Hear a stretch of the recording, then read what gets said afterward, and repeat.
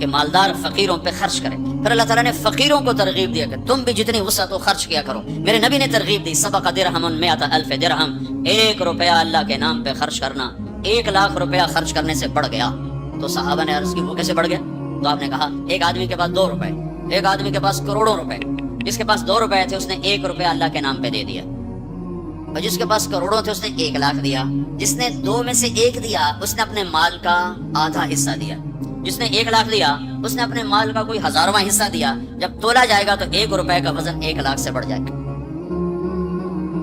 اور اس کا ایک واقعہ بھی، حضرت عمر ہمیشہ حضرت ابو بکر سے کوشش کرتے تھے آگے نکل جاؤں آگے نکل جاؤں آگے نکل جاؤں، ساری زندگی موقع نہ بن سکا. تبوک کا موقع آیا تو اللہ کے نبی نے کہا مال خرچ کرو. عثمان رضی اللہ تعالیٰ نے 10,000 لشکر کا سارا سامان تیار کیا.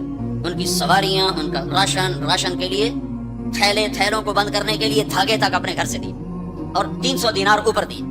تو اللہ کے نبی کی جھولی میں 300 دینار پڑے تھے یوں، اور آپ ان دیناروں کو اٹھا کے یوں فرما رہے تھے ما علی عثمان الا یعمل بعد، عثمان آج کے بعد کچھ بھی نہ کرے تو جنت واجب ہوگی.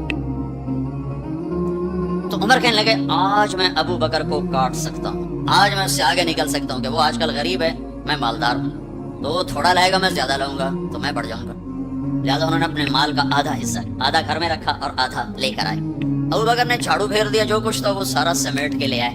جب دونوں پراپرٹی سامنے رکھی گئی تو حضرت عمر کی بہت زیادہ نظر آ رہی، ابو بکر کی بہت تھوڑی نظر آ رہی. لہٰذا حضرت عمر بڑے اطمینان میں کھڑے کہ آج جیت خطاب کے بیٹے کی ہے. میں قربان جاؤں، اللہ رسول تو جانتے ہیں کہ کون کیا کر کے آیا ہے. تو میرے نبی نے سوال ہی بدل دیا جو اس موقع کا سوال ہی نہیں. کوئی آدمی مسجد میں چندہ دینے جائے، مدرسے میں چندہ دینے جائے، کہا جی مولوی صاحب یہ 1,00,000 روپیہ ہے مدرسے کے لیے، مسجد کے لیے. آگے مولوی صاحب کہیں پیچھے کتنے پڑے ہوئے ہیں تو کہے گا یہ بھی واپس کرو، میں تو تھوڑی نیت ہے جو کوئی چکر لگتا ہے کہ تسی ٹھیکیدار ہو مگر علی شاید ابھی پیچھے کتنے پے. یہ موقع کا سوال ہے ہی نہیں. مولوی صاحب کو چاہیے جی جزاک اللہ یہ لیجیے رسید بسم اللہ، پھر بھی موقع آئے تو دیتے رہیں. تو میرے نبی نے پوچھنا یہ تھا ابو بکر کتنا لائے ہو، عمر کتنا لائے ہو، اور یہی اس موقع کا سوال ہے. لیکن اللہ رسول جانتے ہیں کہ کس کے مال میں وزن زیادہ ہے. تو میرے نبی نے سوال بدل دیا، فرمایا عمر ما خلفت، واہ واہ عمر پیچھے کیا چھوڑ کے آئے ہو. تو عمر تو وہیں دھڑم ہو گیا گا، میں گیا. سوال سے ہی وہ پتہ چل گا میری گلی اڑ گئی، گئی وکٹ. عمر ما خلفت یا ما ترکت لأہلک، یہ دونوں الفاظ پیچھے گھر والوں کے لیے کیا چھوڑا. تو پہلے حضرت عمر بڑے جوش میں کھڑے تھے، پھر ایک دم ڈھیلے ہو گئے. کہنے باجی آدھا چھوڑا ہے آدھا لایا. پھر آپ نے کہا ابا بکر ما خلفت یا ما ترکت لأہلک، ابو بکر تو پیچھے چھوڑ کے کیا آیا، بچوں کے لیے کیا چھوڑ کے آیا. تو انہوں نے کہا ترکت اللہ ورسول، میں تو اللہ اس کے رسول کو چھوڑ کے آیا ہوں، باقی سب کچھ لے آیا. تو اس پر عمر کہنے لگے ابو بکر میں نہیں تجھ سے آگے بڑھ سکتا، کوئی بھی تجھ سے آگے نہیں بڑھ سکتا. اور اگلی سنو،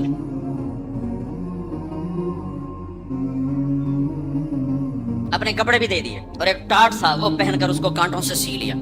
تو جبریل آئے، کہنے لگے یا رسول اللہ، اللہ تعالیٰ پوچھ رہے ہیں کہ ابو بکر نے یہ ٹاٹ کیوں پہنا ہوا ہے. تو آپ نے کہا کہ ابو بکر نے سارا کچھ اللہ اس کے رسول پہ لگا دیا ہے اس لیے یہ پہنا ہوا ہے. تو کہا یا رسول اللہ، اللہ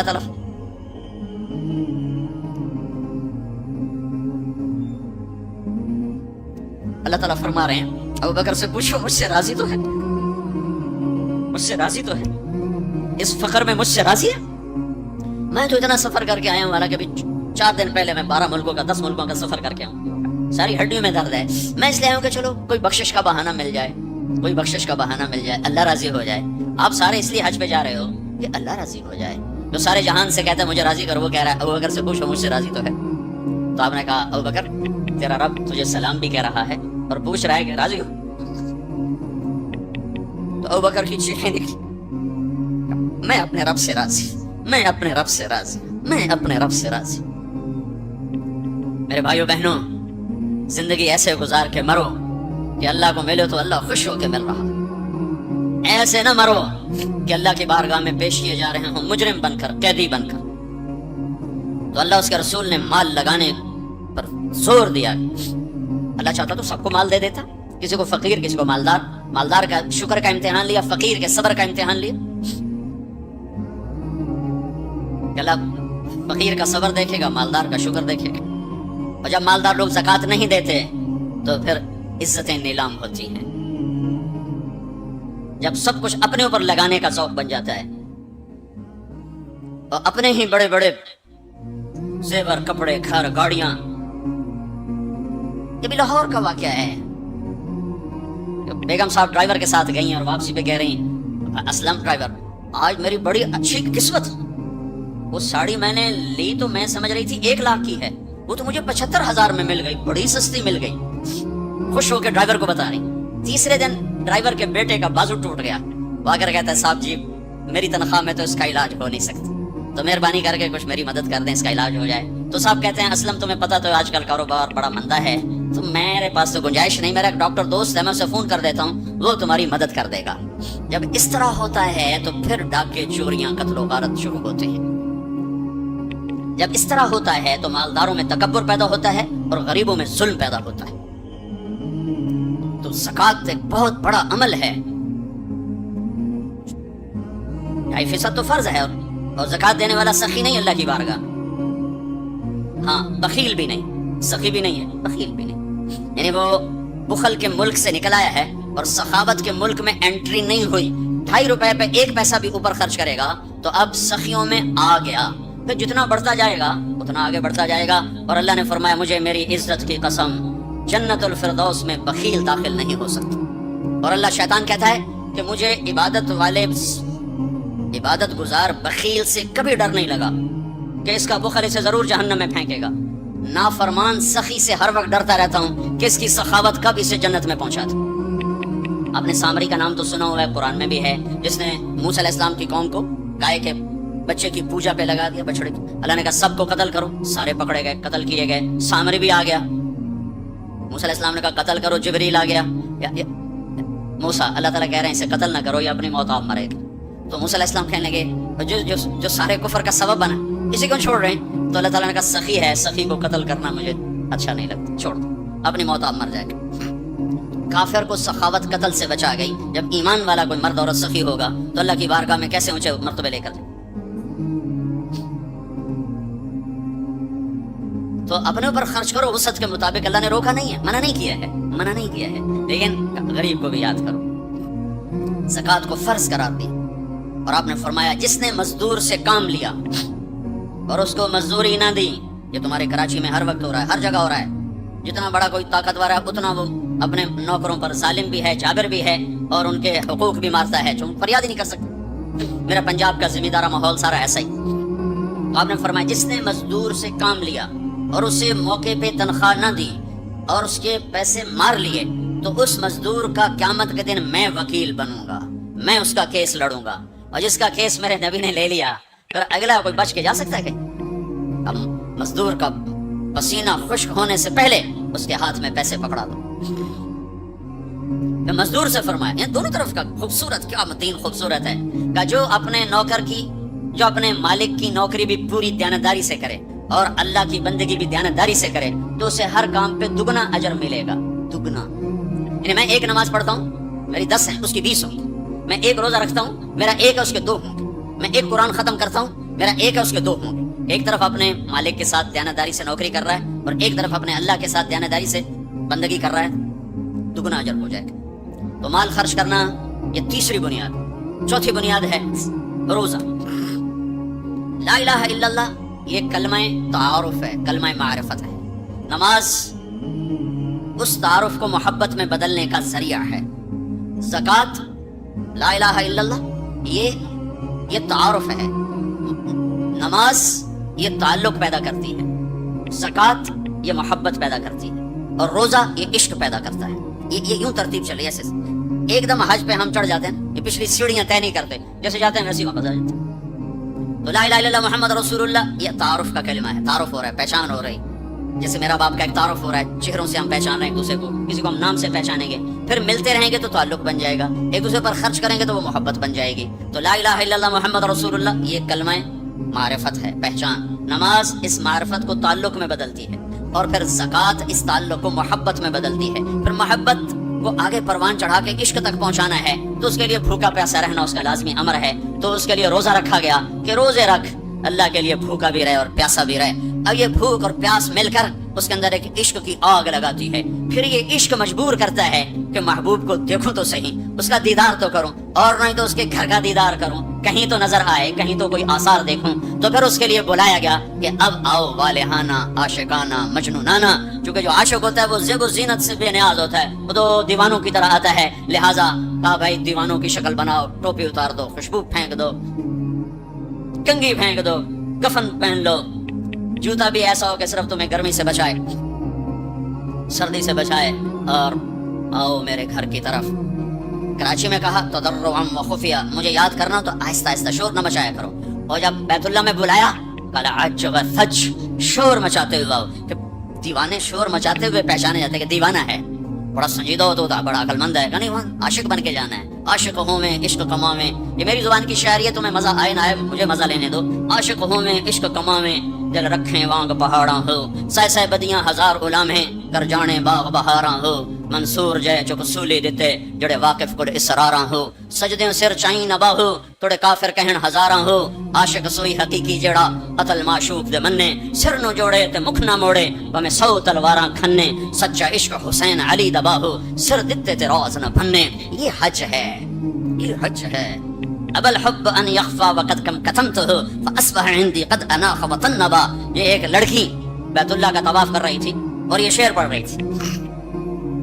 اذا اشتد شوقی ہام قلبی بذکرہ وان رمت قربا من حبیبی تقربا. اور جنید بغدادی طواف کر رہے اور ان کے کانوں میں شعر پڑے, اور شعروں کا ظاہر بڑا عجب ہے کہ میں نے تو محبت کو بہت جھٹکے دیے, بہت اپنے آپ کو بچایا, پر عشق نے میرے دل میں ڈیرے ڈال دیے اور خیمے گھاڑ دیے, تنابیں کس دیں, مجھے کہیں کا نہ چھوڑا, مجھے کسی کا نہ چھوڑا. میں ایک ہی کی ہو کے رہ گئی. جب اس کا خیال آتا ہے تو میں پاگل ہو جاتی ہوں, جب وہ نظر آتا ہے تو میں ہوش میں آتی ہوں. تو وہ جنید بغدادی کہنے لگے وہ لڑکی بیت اللہ میں کیا کہہ رہی, کیا کہہ رہی. تو اس نے دیکھا اور ہنس پڑی. لولا التقى لم اهجر عن طيب الوطن. کیا سمجھے ہو, میری بات کو غلط سمجھے ہو, مجھے میرے رب کا عشق رات کے اندھیرے میں یہاں لایا, میں کسی اور کی بات نہیں کر رہی. تو کہنے لگی تم کس کا طواف کر رہے ہو. تو جنید کہنے لگے بیت اللہ کا. تو وہ زور سے ہنس پڑی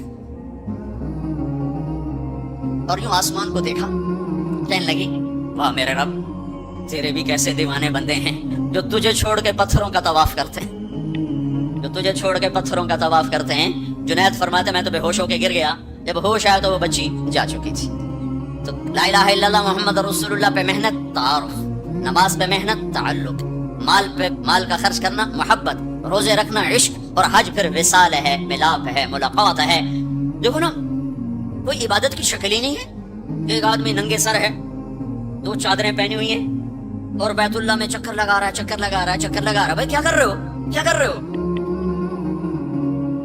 اونچے کوٹھے تے چڑھ دیکھا, ابھا دیکھا لما دیکھا, ٹٹھی دل کو دما ٹیکا, سجڑ مل سم کے مر پوساں. یہ طواف ہے کہ میں تو کبھی دائیں دیکھتی ہوں, کبھی بائیں دیکھتی ہوں, کبھی آگے کبھی پیچھے, کہیں میرا محبوب نظر آئے, نہ نظر آئے تو میں مر جاؤں گی, جان کی بازی ہار بیٹھوں گی. میں محبوب کی تلاش تیرے کوچے اس بہانے, مجھے دن سے رات کرنا, کبھی اس سے بات کرنا, کبھی اس سے بات کرنا. حج عشق ہے, وہ ہمیں حاصل نہیں ہوتا ہے.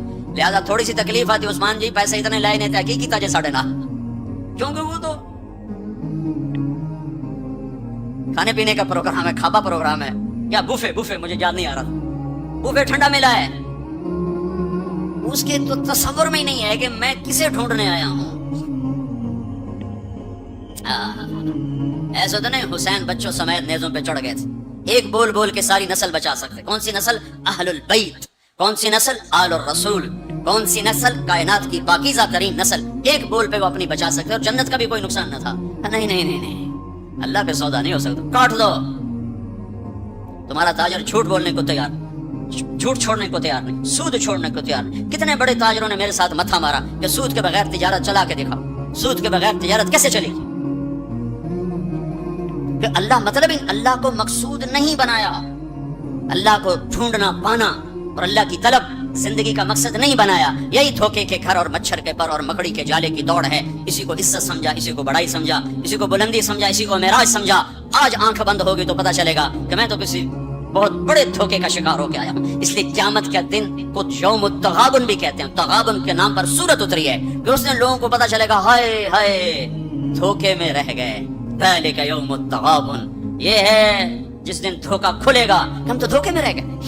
تو بھائیو بہنوں، حج کا اصل موضوع سمجھو، اللہ کو پانا اور اللہ کے لیے جینا اور اللہ کے لیے مرنا اور اللہ پہ مٹ جانا، یہ حج کا مغز ہے، یہ حج کی روح ہے۔ باقی اس کے اعمال ہیں، کچھ سفر کی ضرورتیں ہیں، کچھ وہاں رہنے کی ضرورتیں ہیں، کچھ حج کے جو شرعی اعمال ہیں کچھ ان کی ضرورتیں ہیں، لیکن جو حج کی روح ہے وہ ہے اللہ کو ڈھونڈنا، قبلہ بدلنا، قبلہ یہ دل اللہ کو دینا۔ ایک صحابہ نے پوچھا یا رسول اللہ ما الاسلام، یا رسول اللہ اسلام کیا ہے؟ آپ نے کہا ان تسلم قلبک للہ، دل اللہ کو دے دے، یہ اسلام ہے، دل اللہ کو دے دے، یہ اسلام ہے۔ تو بھائیو بہنوں، طے کر کے جاؤ کہ زندگی کو بدل کے واپس آنا۔ اتنے سال اپنی مرضی کے گزار لیے، تو اب اللہ سے مل کے آ رہے ہیں، تو اب باقی زندگی اس کی مرضی پہ گزار دیں گے۔ اتنا زمانہ اپنی مرضی پہ گزارا ہے، تو اب باقی جو وقت حج کے بعد گزرے گا وہ اللہ کی مرضی پہ گزاریں گے، کہ جو اللہ کہے گا وہ کریں گے، جس سے روکے گا اس سے رکیں گے، جو وہ فرمائے گا اس پر لبیک کہیں گے، جس سے ہٹائے گا اس سے پیچھے ہٹتے چلے جائیں گے۔ تو ہمیں اس کی روح حاصل ہو گئی۔ یہ عبادات ہیں، اور عبادات میں یہ سب سے عالی شان اللہ نے عبادت بنائی ہے الحج۔ اور ایک اور میں نے غور کیا، اللہ تعالیٰ نے نماز فرض کی تو فرمایا کہ ان الصلاۃ علی المؤمنین کتابا موقوتا، نماز ایمان والوں پر فرض ہے، اس میں اللہ کا نام کوئی نہیں ہے۔ کتب علیکم الصیام کما کتب علی الذین من قبلکم، تم پہ روزے فرض ہیں، اللہ کا نام اس میں کوئی نہیں ہے۔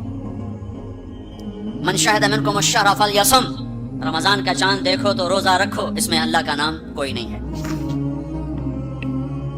لیکن جب اللہ نے حج کو فرض کیا تو اب میں وہ آیات دوبارہ پڑھ، ان الصلاۃ کانت علی المؤمنین کتابا موقوتا، نماز فرض۔ کتب علیکم الصیام کما کتب علی الذین من قبلکم، روزہ فرض۔ اقیموا الصلاۃ وآتوا الزکاۃ وانفقوا، زکات فرض۔ اور جب اللہ تعالیٰ حج فرض فرمانے لگے تو اس کو یوں پیش کرتے، کتب علیکم الحج، تم پہ حج فرض ہو گیا، یہ نہیں وللہ علی الناس حج البیت من استطاع الیہ سبیلا ومن کفر فإن اللہ غنی عن العالمین۔ جس طرح اللہ نے حج کو پیش کیا ہے، کسی عمل کو ایسے پیش نہیں کیا۔ جس طرح اللہ پاک نے حج کو فرض بنا کے پیش کیا ہے، کسی فرض کو ایسے پیش نہیں کیا کہ نام ہی اپنا ہے، وللہ وللہ وللہ۔ اور یہ جو لام ہے، پہلے لام پھر اللہ، تو بن گیا للہ۔ تو لام کے یہاں دو مطلب ہیں، للہ ہے، بھائی حج کیوں کر رہے ہو؟ اللہ کے لیے کر رہا ہوں، اور کوئی حاجی تو نہیں کروانا، اللہ کے لیے کر رہا ہوں۔ وللہ ہے، بھائی کدھر جا رہے ہو؟ احرام باندھا ہوا ہے، پتہ ہے حج پہ جا رہے ہیں، وہ بھی کہے گا حج پہ جا رہا ہوں، یہ کہے گا عمرے پہ جا رہا ہوں، لیکن اللہ نے تاثر کیا دیا ہے لام کے ذریعے سے، وللہ ہے۔ کہاں جا رہے ہو؟ حاجی میں اللہ کی ملاقات پہ جا رہا ہوں، اللہ نے بلایا ہے تو میں ملاقات کے لیے جا رہا ہوں، وللہ۔ اتنی خوبصورت ابتدا ہے۔ اور پھر آگے حج فرض کرنا ہے ایمان والوں پر، اور ایمان والوں میں مالداروں پر، اور مالداروں میں صحت مند پر۔ تین شرطیں ہیں، ایمان بھی شرط ہے، مال بھی شرط ہے، صحت بھی شرط ہے۔ مال والا ہے، صحت کوئی نہیں، حج ثابت۔ ایمان والا ہے، مال کوئی نہیں، حج معاف۔ تو یہ تین، ایمان بھی ہو، مال بھی ہو، صحت بھی ہو۔ لیکن اللہ نے پیش کیسے کیا ہے؟ وَلِلَّهِ عَلَى النَّاسِ، علی الناس میں کافر، مسلم، مشرک، مومن، سب، مالدار، غریب، فقیر، امیر، سب، بیمار، صحت مند، سارے، معذور، دوسرے، سارے، علی الناس، علی الناس۔ ہے کوئی میرے بندوں میں جو اپنے رب سے ملاقات چاہتا ہو؟ ہے کوئی جو اللہ کی ملاقات چاہتا ہو؟ انداز یہ ہے۔ اور آگے چونکہ صرف مالداروں کو اور صحت مند کو لینا ہے تو کہا حج البیت من استطاع الیہ السبیلا، اس کو آخر میں لائے، پہلے نہیں لائے، آخر میں لائے کہ ہاں بھائی تمہارے رب کی تمنا تو یہ ہے کہ سارے ہی آ جاؤ میری ملاقات کی۔ ایک واحد بادشاہ ہے جو فقیروں کا ہجوم دیکھ کے خوش ہوتا ہے، جو سوالیوں کا ہجوم دیکھ کے خوش ہوتا ہے، باقی جتنے ہیں وہ سوالیوں کو دیکھ کے ڈانٹتے بھی ہیں، بھاگتے بھی ہیں، دروازے بھی بند کرتے۔ ایک اللہ ہے، عجب صفت ہے، مانگو تو خوش ہوتا ہے، نہ مانگو تو ناراض ہو جاتا ہے۔ مانگتے کیوں نہیں؟ سب سے آخری جنتی کو اللہ تعالیٰ بڑے مزے سے نکالے گا جنت، اسے ایک اعلیٰ درجہ دینا ہے جو اس کا سٹیٹس ہے، سب سے آخری جنت، تو اس کو اللہ تعالیٰ جہنم پر لائے گا، پیچھے کمر جلے گی، آگے جسم محفوظ۔ تو اس کے دل میں اللہ سوال پیدا کرے گا، یا اللہ کہ مجھے جہنم سے تھوڑا باہر نکال دے، तेरी बड़ी मेहरबानी। तो अल्लाह कहेगा और कुछ फिर मांगोगे? कहने बिल्कुल नहीं मांगता हूँ। तो अल्लाह उसको जहन्नम से बाहर निकाल दे। तो आगे थोड़ी सी जन्नत दिखा दे। अब आदमी की हिर्स और हवस तो खत्म हो नहीं सकती। थोड़ी देर में कहेगा या अल्लाह वो छोटी सी जन्नत मुझे दे दे, तेरी बड़ी मेहरबानी। तो अल्लाह कहेगा फिर और तो नहीं मांगे? कहने बिल्कुल तेरी इज्जत की कसम नहीं मांगता हूँ। तो अल्लाह वहां पहुंचा दे। थोड़ी देर के बाद एक और उसको दर्जा दिखा दे। जब उधर देखेगा पहले आदमी पैदल का जला साइकिल ही दे दे, जब साइकिल आ जाता है फिर कहता है चलो मोटरसाइकिल दे दे, जब मोटरसाइकिल आ जाता है फिर कहता है चलो गड्डी दे दे, चाहे सुजुकी क्यों ना हो। जब सुजुकी आ जाती भाई अल्लाह टोटा ही दे दे। तो आदमी का हिर्स आगे आगे जाता है। तो थोड़ी देर तक तो देखता रहेगा, फिर चुप फिर कहेगा जी अल्लाह ये मुझे दर्जा दे दे, तेरी बड़ी मेहरबानी। तो अल्लाह फरमाएंगे फिर आगे तो नहीं मांगोगे? नहीं तेरी इज्जत की कसम आगे नहीं मांगता। तो अल्लाह वहां पहुंचा दे। फिर उसका असली मकाम उसको जाहिर करेगा जहां उसने जाना है। वो आखिरी जन्नती, मेरे नबी ने फरमाया मैं आंखों से देख रहा हूँ, जहन्नम से निकल रहा है और जन्नत में जा रहा है। उसका नाम होगा जुहैना, मेरे नबी ने बताया। उसका कबीला होगा जुहैना, अरब कबीला है, अरब। और जब वो उसको वो आखिरी जन्नती उसको इस दुनिया से 10 गुना बड़ी जन्नत अल्लाह अता फरमाएगा, इस जमीन से 10 गुना बड़ी। तो अल्लाह यूं दिखाएगा। तो अब वो उसको देखेगा तो अब जो नजर आ रहा है वो हकीर हो जाएगा। तो फिर उसको सोच आएगी जब मुड़ मंगे आता कहते हैं रिवर्स गियर ना लग जाए, दोबारा पीछे दोजक की वापसी ना हो जाए। तो लिहाजा चुप, अंदर में उबाल उठ रहे हैं कि मांगू, और डर लग रहा है कि इतनी दफा कसमें खाई तोड़ दी, कसमें खाई तोड़ दी। तो कहीं अल्लाह ताला आगे चल बहनों वापस कर दो। तो लिहाजा चुप करके बैठो। अल्लाह तो अंदर का भेद जानता है। थोड़ी देर के बाद अल्लाह कहेगा मांगते क्यों नहीं, मांगते क्यों नहीं? क्या कहेगा अल्लाह सअलतुका हत्ता इस्तहयैत व हलफ्तु फीका हस्तहयैत। यार मैंने इतना मांगा कि मांगते शर्म आती है, और इतनी दफा कसमें तोड़ी हैं कि अब कसम तोड़ते हुए शर्म आती है। तो अल्लाह ताला फरमाएंगे वाह वाह तूने मुझे लगता है समझा ही नहीं। अच्छा अगर मैं तुम्हें दुनिया से 10 गुना बड़ी जन्नत दे दूं तो राजी है? तो कहेगा या अल्लाह रब हो के मजाक तो ना कर मेरे साथ। तो अल्लाह ताला फरमाएंगे मजाक नहीं कर रहा हूँ, चल तेरे लिए दरवाजे खुल गए हैं। तो अल्लाह वाहिद शहंशाह है, मांगो तो खुश होते, ना मांगो तो नाराज होते, और जितना मांगो उतना खुश होते। वाजिब लोग इश्काल करते हैं कि इतने नेक आदमी हैं, ये दुआएं मांग मांग के थक गए, इनकी कबूल ही नहीं हो रही, और ये फला आदमी ऐसा है कि वो एक काम सीधा नहीं दुआ करता कबूल हो जाती। तो मेरे नबी ने फरमाया कि एक अल्लाह के ताल्लुक वाला बंदा या बंदी अपनी जरूरत में अटका हुआ है और अल्लाह से मांग रहा है और रो रहा है, ऊपर से दरवाजा नहीं खुल रहा है, कहता पता नहीं क्या नाराजगी हो गई है। हत्ता के फरिश्ते सिफारिश करते हैं कि या अल्लाह ये इतने देर से बेचारी रो रही है, ये इतने देर से रो रहा है, या अल्लाह इसका काम कर दे। तो अल्लाह ताला फरमाते हैं उहिब्बु अन अस्मा हनीनहु, मुझे इसका रोना बड़ा प्यारा लग रहा है, मैं चाहता हूँ कुछ और रो ले। दे दिया तो फिर क्या रोना, लिहाजा मैं चाहता हूँ थोड़ा ये रो ले, इसलिए लेट हो रहा है, इसलिए लेट नहीं हो रहा कि मैं नाराज हूँ। तो अल्लाह ताला के मुख्तलिफ अपने बंदों के साथ मामलात हैं। तो हज मेरे भाइयों बहनों, वलिल्लाहि अलन्नासि हिज्जुल बैत मन इस्तताअ इलैहि सबीला, आओ भाई आओ, अपने रब की मुलाकात के लिए आओ, सारे आओ, ईमान लेकर आओ, काफिर कलमा पढ़ लो और कलमे वाले तैयारी कर लो। फिर आगे नरमी कर दी, अच्छा भाई जो आ सकता है वो तो जरूर आए। इस पेशकश में इतनी मोहब्बत थी कि सुनने वाले को ये शक पड़ सकता था कि लगता है अल्लाह को हमारे हज की जरूरत पड़ गई है, तो फिर वमन कफरा, नहीं आओगे ना, यहाँ कुफर से मुराद काफिर होना नहीं, वमन कफरा, जो हज पे नहीं आता फ़इन्नल्लाह लग़निय्युन अनिल आलमीन, तो मुझे सिर्फ तुम्हारी नहीं, मुझे तो कुल कायनात की परवाह कोई नहीं, तुम नहीं आओगे तो क्या हो जाएगा। तो आखिर में अपने ज़ात को साफ किया है और शुरू में अपनी मोहब्बत का इजहार किया है। तो भाई बहनों ये नियत करके जाओ कि वापस वाली जिंदगी वो नहीं होगी जो पहले थी, वो नहीं होगी जो पहले थी। तो अल्लाह की मुलाकात इस तरह हो कि माजी और हाल और हो जाए और मुस्तकबल और हो जाए, तो गोया हम अल्लाह की बारगाह में अपनी मोहर लगवा के आ गए। ये इस्लाम का इबादत का पहलू है। ये इबादत का पहलू उस वक्त मुकम्मल होगा जब इसके साथ अखलाक का पहलू जुड़ेगा, वह है लोगों के हुकूक अदा कर। सबसे इंशाल्लाह मैं अल्लाह के नबी का खुतबा पढ़ के सुनाऊंगा अरफात में।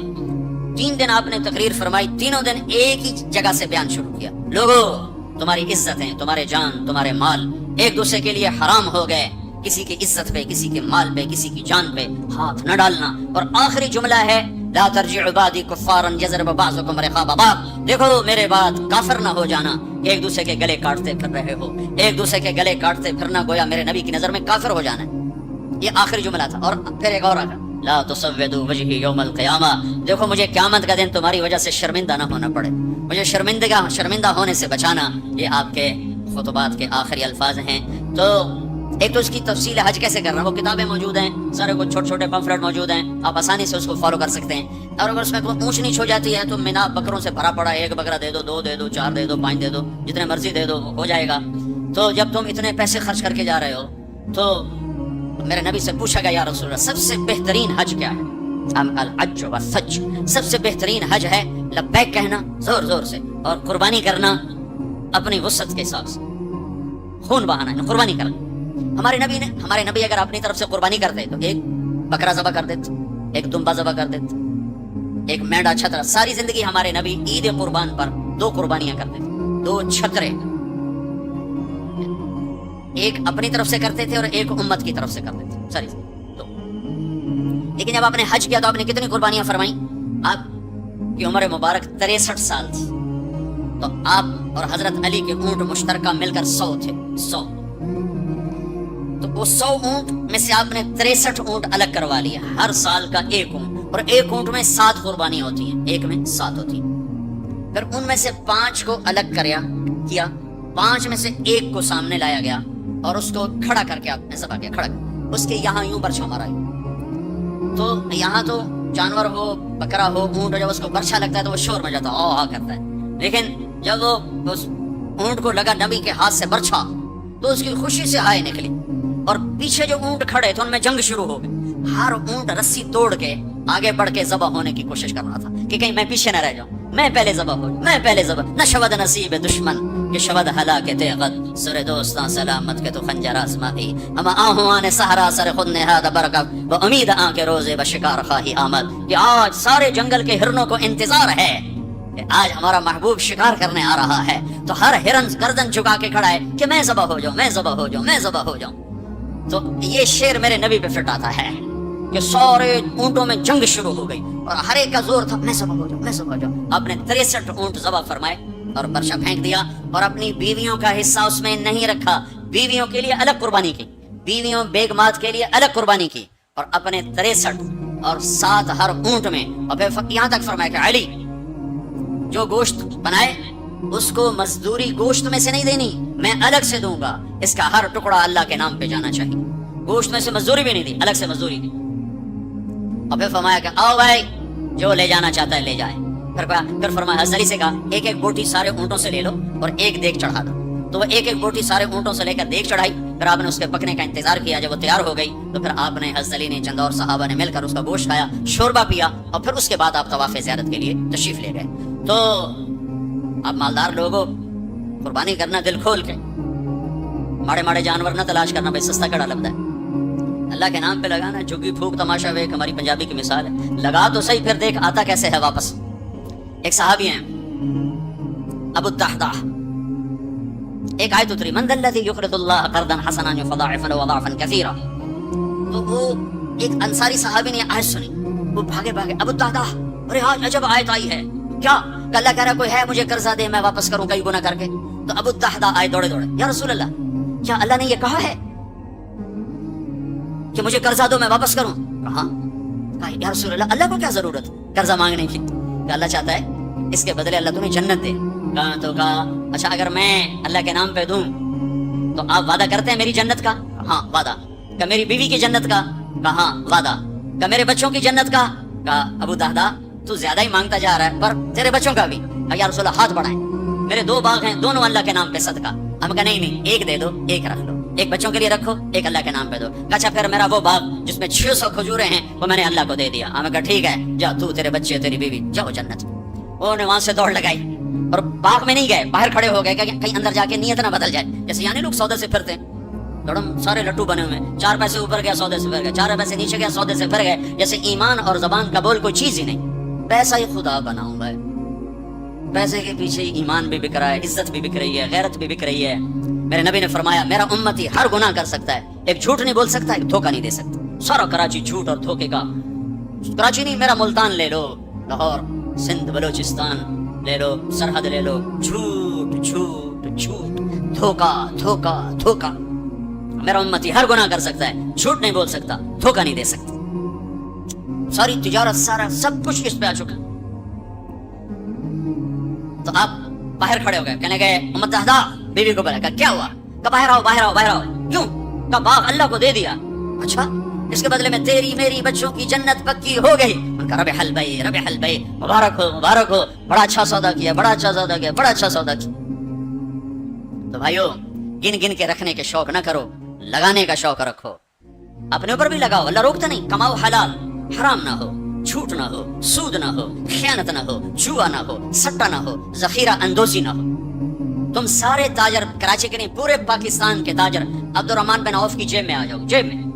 अब्दुर्रहमान बिन औफ रज़ी अल्लाह अन्हु, जो 10 बड़े सहाबा में एक, आपने कहा अबू बकर जन्नती, उमर जन्नती, उस्मान जन्नती, अली जन्नती, जुबैर जन्नती, तलहा जन्नती, साद इब्न अबी वक़ास जन्नती, अब्दुर्रहमान बिन औफ जन्नती, Abdurrahman bin of, Abu Ubaida बिन जर्राह जन्नती, सईद बिन ज़ैद जन्नती। ये 10 टॉप 10 सहाबा हैं, उनमें एक अब्दुर्रहमान है। जब इनका इंतकाल हुआ तो 3 अरब 10 करोड़ 20 लाख दीनार, कागज दे नोट नहीं, तो कि मैं बेवकूफ बना छड़ा सारे ने। कागज चाकर टोरे बदन, कोई सेठ साहब, कोई मियां साहब, कोई शेख साहब, वो निरा कागज ही कागज। और कागज भी वापस लेके प्लास्टिक दे छड़े है। गॉड है जी गॉड। मतलब हम कैसे बुद्धू बने, कैसे बुद्धू बने। अरे दौलत सोने और चांदी का नाम है। ये कागज पे डॉलर बाड़े चले जाओ, डॉलर भी ले लो, पाउंड भी ले लो, जो जितने मर्जी बाड़े चले लो। तुम्हें बेवकूफ बनाया है दुनिया के बनियों ने। तुम्हें कागज पकड़ा दिया, तुमसे जायदादें ले ली, और फिर कागज भी वापस लेकर तुम्हें कार्ड पकड़ा दिए। वो फिनलैंड से वापसी हो रही थी, तो हमें बड़ा कमरा चाहिए था। वो कमरा छोटा था, वो क्रूज था, ये जो बड़े बड़े पैरी जहाज चलते, तो हमें कमरा छोटा मिला। तो मैंने कहा यार कोई बड़ा कमरा, तो हमारी जमात बड़ी है, तो कोई बैठने की, कोई सोने की हो। तो हम वहाँ गए काउंटर पर, तो उसने कहा जी आप 2500 क्राउन दे दें तो हम आपको कमरा दे देते। हमने कहा ले लो। कहा नहीं हम पैसे नहीं लेते। क्या लेते हैं? कार्ड। वो कहा भाई पैसे तो ज्यादा, हम नहीं कार्ड लेंगे। अब हमारे तो पास कार्ड नहीं थे, तो स्वीडन का एक साथी हमारे साथ था, तो उसने अपना कार्ड दिया, तो उन्होंने उसको क्रॉस किया, तो उसमें उन्होंने हमें बड़ा कमरा दे दिया। तो तुम्हें तो पागल बना गया बनिया, दुनिया का सबसे बड़ा बनिया। तुम्हें कागज देके तुम्हें सेठ साहब बना दिया, शेख साहब बना दिया, पता नहीं क्या कुछ बना दी। और अब्दुर्रहमान जो छोड़ के मर रहे हैं वो कागज नहीं 3 अरब 10 करोड़ 20 लाख दीनार। एक दीनार 4.5 माशे का होता था, और एक माशा मैंने सुनार से पूछा कितने का होता है, उनका 5000 रुपए का माशा चल रहा है। अब इसको तुम जरा तकसीम करके देख लो कि अब्दुर्रहमान कितना छोड़ के दुनिया से तशरीफ ले गए थे। हमने कहा अब्दुर्रहमान ताजर और रहमान, अब्दुर्रहमान ये रहमान का ताजर है, रहमान का ताजर है। इतनी बड़ी तिजारत की का मेरी तिजारत के 4 उसूल थे। आप में ताजर भी होंगे बड़े बड़े। मेरी तिजारत के 4 उसूल रहे। कभी उधार नहीं खरीदा, नंबर 1। तुम्हारी सारी मार्केट निकल गई, इस पहली शर्त ही सारी मार्केट आउट हो गई। कभी उधार नहीं बेचा, जड़े 2-4 रह गए वो बिचों निकल गए। कभी उधार नहीं खरीदा, कभी उधार नहीं बेचा। जिसने उधार खरीदा भी हो और उधार बेचा भी हो, उनका दी रात नहीं दा सकता। लेने वाले सिर ते चढ़े हो, देवन वाले लुके हुए किधे जावे। न बीवी अच्छी लगे न बच्चे अच्छे लगे। तो जिसने नकद खरीदा नकद बेचा तो आराम नाल सुता वो पैसे वो जे किसी को न लवना न देवना। तो मैंने कभी उधार नहीं खरीदा, मैंने कभी उधार नहीं बेचा, मैंने कभी स्टॉक नहीं किया। मैंने जिंदगी भर कभी स्टॉक नहीं किया कि पड़ जाए प्रॉफिट तो फिर बेचूं, जब प्रॉफिट मिला फौरन बेच दिया। मैंने कभी सौदे का ऐब नहीं छुपाया, मैंने कभी सौदे का ऐब नहीं छुपाया। मेरा एक अजीज कहने लगा जी मुझे ये कपड़ा मार्केट फैसलाबाद में किसी ताजर से मेरी बात करा दे, मैं जरा कपड़े का काम सीख लूं। मैंने एक से कह दिया, उसने कहा जी भेज दो। हफ्ते बाद वो बच्चा वापस आया। उस बच्चे के 4 महीने तबलीग में लगे हुए थे। मैंने कहा वापस क्यों आ गए? अगर जो थे पहला काम में सिखाई दें कि ऐब लुकावना कि अब पहले ये सिखाते हैं कि ऐब छुपाना कैसे। मैं कहा चंगा की वापस आ। तो अब्दुर्रहमान जैसे ताजर बनो। उधार नहीं, उधार लेना मना नहीं है, उधार देना मना नहीं है। हाँ चैन सुकून के लिए, ताकि तुहानू गोलियां ना खावनियां पड़, नींदरा चढ़ियों किथे रह गई। एक अरबोंपति आदमी की बेगम का फोन है, मौलाना मैं दुनिया की बदकिस्मत तरीन औरत हूं। मैंने कहा क्या हुआ? सारी रात नींद नहीं आती, सारी रात नींद नहीं आती। अपनी तिजारत में किसी का हक ना मारो, किसी से झूठ ना बोलो, वादा करके जबान से ना फिरो, वादा करके जबान से ना फिरो। अपने सौदे में को हेरा फेरी ना करो। उसमें कुछ मसला तो बताओ। ये एक ताजर मेरा ये बयान सुन रहा था, ये गाड़ियों का पेशावर का था, बयान कहीं और हो रहा था। मेरी हमारी जमात गई पेशावर, तो उसका सबसे बड़ा शोरूम है पेशावर। तो मुझे ले गया, तो एक गाड़ी खड़ी थी टोयोटा। कहने लगा मौलाना ये गाड़ी आपकी वजह से 1 साल हुआ नहीं बिकी, मेरी वजह। मैं तो आज पहली बार आया। आपका बयान सुना था कि सौदे का ऐप बताओ। تو یہ گاڑی اتارتے ہوئے نئی گاڑیاں بیچتا ہے, پرانی نئی گاڑی کا بازی گاڑیاں جب اتار رہے ہوتے ہیں تو کہیں نہ کہیں سے لگ جاتی ہیں, پھر ہم اس کو پینٹ پونٹ کر کے کہتے ہیں بالکل فریش ہے. تو یہ گاڑی لگ گئی تھی, تو اب جو آتا ہے میں اس کو بتاتا ہوں یہاں سے لگی تھی, ہم نے پینٹ کر کہتے چھوڑو سن اور دے ہو, 1 سال ہو گیا. میں کہا چل میں خریدار ہوں مجھے دے, کہ نہیں تیرے سے میں نہیں ڈالتا. تو ہماری جماعت وہیں تھی, 1 ہفتہ نہیں گزرا تھا کہ اس کا فون آیا کہ وہ میری گاڑی بک گئی. اتنا ہی اللہ دیکھتا ہے, تھوڑا سا دیکھتا ہے, بھائی کچا ہے کہ پکا ہے. تو صرف حج کر کے گناہ نہ بخشواؤ, سچی تجارت کر کے گناہ بخشواؤ. میرے نبی کا فرمان ہے جو صبح سے شام تک بچوں کو حلال کمانے کے لیے تھکتا ہے اور تھک کے شام کو گھر جاتا ہے, اس کے اس دن کے سارے گناہ معاف ہو جاتے ہیں. تو بھائیو بہنوں, دین کا دوسرا حصہ ہے اللہ کے بندوں کے ساتھ حسن سلوک, ماں باپ کے ساتھ, بیوی کا خامد کے ساتھ, خامد کا بیوی کے ساتھ. اس زبان نے وہ آگ لگائی ہے کہ پوری دنیا میں جو آگ زبان نے لگائی ہے اتنی پیٹرول اور گیس سے بھی آگ نہیں لگتی. تو میں آپ سب سے اخلاق کے معاملے میں ایک بات, اس زبان کی حفاظت کرو. اس سے جھوٹ نکال دو, غیبت نکال دو, گالی نکال دو, دل آزاری نکال دو, دل چکنی نکال دو. جو کر جائیں سہ جاؤ, چپ کر جاؤ, پی جاؤ. میرے رب کی قسم بڑے بڑے ولی ابدال تمہاری گرد کو نہیں پکڑ سکے تھے. جس نے زبان کی حفاظت کی اسے کوئی پکڑ نہیں سکتا, وہ اتنی تیز رفتاری سے نکلے گا. تو یہ پوری زندگی میں نے بیان کی ہے مختصر وقت میں, صرف حج نہیں میرے سامنے موضوع, یہ ساری چیزیں ہماری زندگی کے ضروری فیکٹر ہیں. اور آخری میں اخلاق بتا رہا ہوں, حقوق العباد بتا رہا ہوں. یہ بڑا خوفناک چیپٹر ہے. اللہ سے معاملہ کچھ گنجائش ہے چونکہ اللہ سخی ہے, لیکن لوگوں سے معاملہ پڑا تو کم بڑا ہو جائے گا. اس لیے اللہ تعالیٰ فرمائے گا یہ معاف کرے تو میں کر دیتا ہوں, یہ نہ کرے تو میں نہیں کرتا. تو پھر کیا کریں؟ آپ نے فرمایا میری امت کا سب سے غریب آدمی کون ہے؟ کہا جی جس کے پاس پیسے نہ ہوگا. نہیں, میری امت کا غریب وہ ہے جو قیامت کے دن بڑے بڑے عمل لے کر آئے گا, حج, نماز, روزہ, زکوٰۃ, جہاد, تبلیغ, ذکر, تلاوت, پتہ نہیں کیا کچھ, لیکن حقوق العباد برباد کیے ہوں گے. کسی کو گالی دی, کسی کو تھپڑ مارا, کسی کی زمین دبائی, کسی کا گھر دبایا, کسی کے خلاف چھوٹا کیس کیا, جھوٹی گواہی دی, نوکر کو مارا, نوکرانی کو مارا, وہ سارے آ جائیں گے, یا اللہ ہمارا حق, اتنی نمازیں دے دو, اتنے روزے دے دو, اتنے عمرے دے دو, اتنے حج دے دو, اتنا ذکر دے دو, اتنی تلاوت دے دو. وہ مائنس ہوتے ہوتے ہوتے ہوتے ہوتے وہ زیرو ہو جائے گا, ابھی حقدار باقی ہوں گے. تو پھر اللہ تعالیٰ فرمائے گا ان کے گناہ اس کے سر پہ ڈالو. ساری زندگی زنا نہیں کیا اور لوگوں کے زنا سر پہ پڑ رہے, ساری زندگی شراب نہیں پی, لوگوں کی شراب سر پہ پڑ رہے, ساری زندگی جوا نہیں کھیلا, لوگوں کے جوئے سر پہ پڑ رہے. اور آپ نے فرمایا کہ ساری زندگی کی عبادتیں کھو کر اور لوگوں کے گناہ سر پہ لے کر یہ جہنم میں جا کے گرے گا, یہ میری امت کا غریب ہے. تو اپنے اخلاق بھی بھائیو بہنوں ٹھیک کرو, اور یہ ایک زبان ٹھیک کر لو تو سارے اخلاق ٹھیک ہو جائیں گے. میرے نبی نے فرمایا معاذ تمہیں سارے دین کا خلاصہ بتاؤں؟ کہا جی کیا؟ مجھے دیکھنا, پچھلے بھی ذرا نظر اٹھا کے مجھے دیکھنا. معاذ تمہیں سارے دین کا خلاصہ بتاؤں؟ انہوں نے کہا جی کیا تھا؟ آپ نے کہا یہ, تم بھی دیکھ لو بھائی,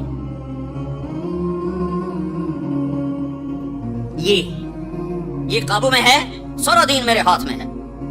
یہ قابو میں نہیں ہے تو ہر شے ہاتھ سے جا رہی ہے, جا رہی ہے, جا رہی ہے, جا رہی ہے. لہذا سہنا سیکھو, سہنا سیکھو. گھر ٹوٹ رہے ہیں, طلاقوں کی ریشو بڑھ رہی ہے کہ سہنا نہیں سکھایا ماں باپ نے. سہ جانا, ہیرا کوئلہ ہی تو ہوتا ہے, وہ ہیرا کیسے بن جاتا ہے؟ وہ سہتے سہتے سہتے سہتے جب حد کر دیتا ہے تو اللہ اسے ہیرا بنا کے ماتھے کا زیور بنا دیتا. تو سہنا سیکھو, برداشت کرنا سیکھو, اپنے بچوں کو سکھاؤ, خاص طور پر بیٹیوں کو سکھاؤ کہ ہمارا سسرال 100% ظالم معاشرہ ہے. میں بڑے درد سے یہ بات کہہ رہا کہ چاہے وہ دیندار لوگ ہیں چاہے دنیا دار لوگ ہیں, سسرال کا ظلم ایک عجب داستان. لوگ پتہ خوری کو, ہاں پتہ خوری ظلم ہے, اور ڈاکہ ظلم ہے, قتل ظلم ہے, یہ جو ظاہری ظلم نظر آتے ہیں. ایک ظلم وہ ہے جو میں سنتا ہوں, جب کوئی آدمی دین میں شہرت کر لیتا تو پھر لوگوں اپنے مسائل, حضرت یہ ہو گیا کوئی بتا دیں, حضرت یہ ہو گیا کوئی بتا دیں. تو بچیوں کے آنسو اور ان کی ہچکیاں سن سن میرا تو کلیجہ ہی جل کے رہ گیا کہ جو سسرال میں ظلم ہو رہا ہے اسے کہاں سے تولو گے. ایک عورت جب ماں ہوتی ہے تو ایک سراپا رحمت ہوتی ہے, وہی عورت جب ساس بنتی ہے تو سر سے لے کر پاؤں تک وہ ایک آگ بن جاتی ہے, پتہ نہیں کیوں. تو اپنی بچیوں کو صبر سکھاؤ, یہ بھی سکھاؤ کہ بیٹی بس زبان بند رکھنا, سہ جانا, نہ کر لبوں کو سی, عشق ہے دل لگی نہیں, سینے پہ تیر کھائے جا, آگے قدم بڑھائے جا. آگے بڑھنے کا راستہ ہے, زبان سی لو, لب سی لو, زبان تالو سے لگا لو, اور لوگوں کے سہتے جاؤ, سہتے جاؤ. میرے رب کی عزت کی قسم, عزتیں تمہارے غلام بن کر آئیں گی, اللہ کی رضا کا تاج تمہارے سر پہ سجایا جائے گا, عزت کے سہرے اللہ کا نبی تمہارے گلے میں ڈالے, تمہارے ماتھے کو روشن کیا جائے گا. سہنا سیکھو, سہنا سیکھو. بھائی بھائی سے ٹوٹا, میاں بیوی میں لڑائی, خامند بیوی کی برداشت نہیں کرتا, بیوی خامند کی برداشت نہیں کرتا, ماں باپ اولاد کی نہیں برداشت کرتا, اولاد ماں باپ کی نہیں برداشت کرتی. سہنا سیکھو. ہمارا سارا معاشرہ ایک میرے نبی کی سنت پہ عمل کر لے, برداشت کرنا. تو زندگی خوشحال ہو جائے گی، روشن ہو جائے گی۔ تو اللہ تعالیٰ آپ کا حج کا سفر قبول فرمائے۔ میں نے جو کہنا تھا کہہ دیا، پھر وہاں کچھ باقی باتیں یاد آئیں تو وہاں کہہ دوں گا۔